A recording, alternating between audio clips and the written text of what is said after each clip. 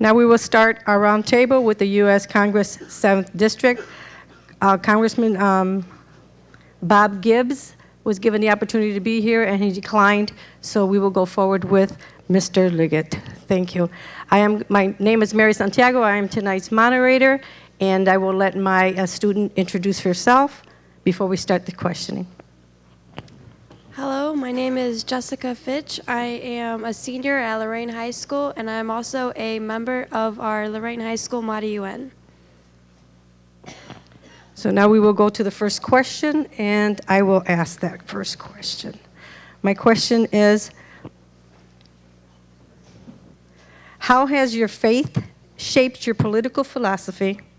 Do you believe that it reflects the values of the constituents in your district?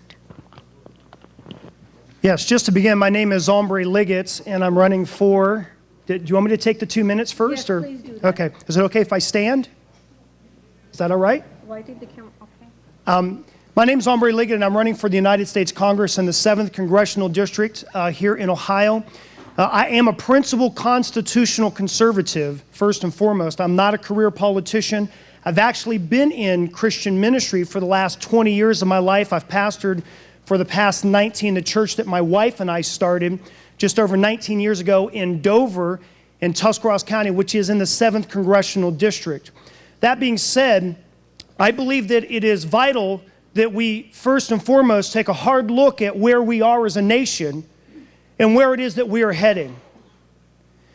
Thomas Jefferson said that in question of power, let no more be heard in the confidence of man, because man has really messed us up. But bind him down from mischief with the chains of the Constitution.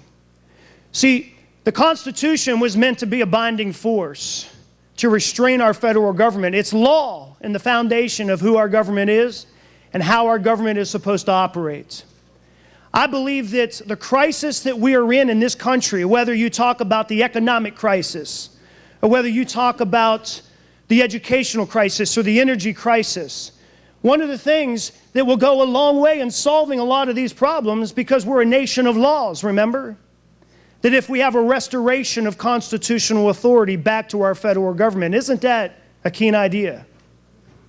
So I believe we need to send people that have both moral and constitutional conviction that will stand the tough line in the process of trying to figure out the solutions for our nation, but constantly pointing to the guides that our principles that came from our founding fathers gave to us, to say there's a law in which we are supposed to be abiding by a government, and that's what I stand for.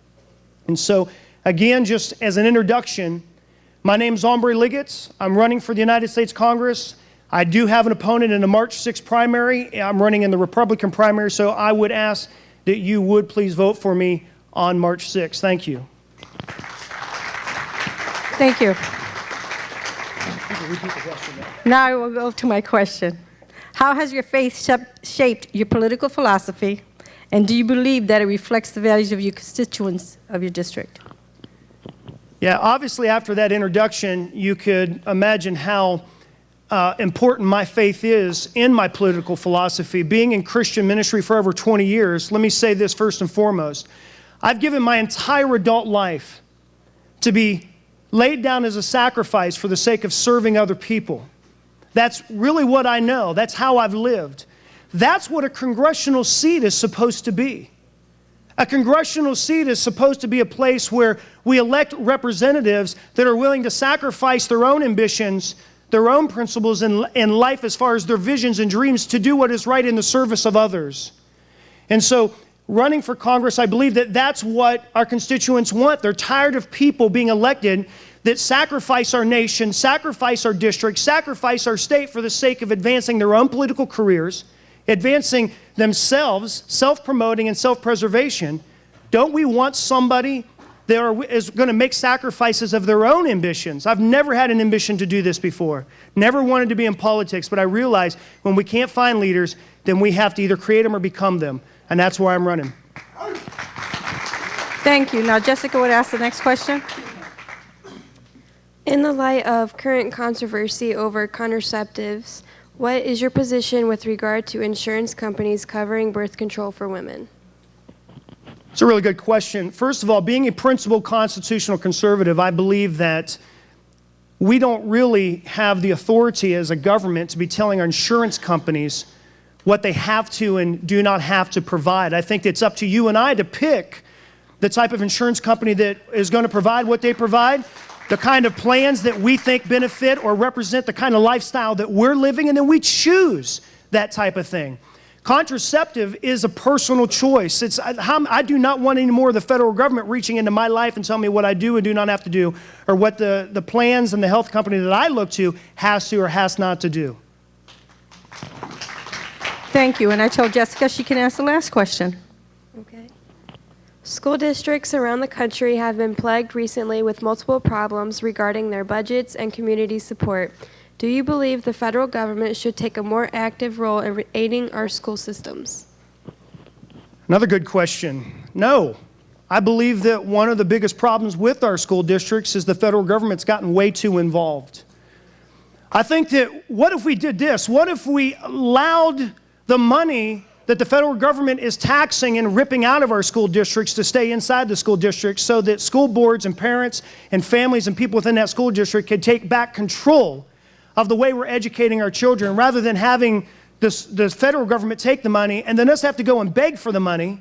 And then when they give it to us, they mandate to us what we're going to teach our kids, how we're going to teach our kids, what we're not allowed to teach our kids. You and I are the principal individuals as parents and members of our local communities are supposed to be making those kind of decisions, not the federal government. So constitutionally, I believe once again, a return to constitutional authority. The Department of Education has not benefited us at a whole. We've got an educational department here in the state of Ohio. What if we let more money right here in our state, in our district, in our school districts, so that we can get done with our kids what needs to be done? Thank you, Mr. Liquid. And that will conclude Congress 7th District. Thank you very much. Next, Congress 9th District. If you could please come forward.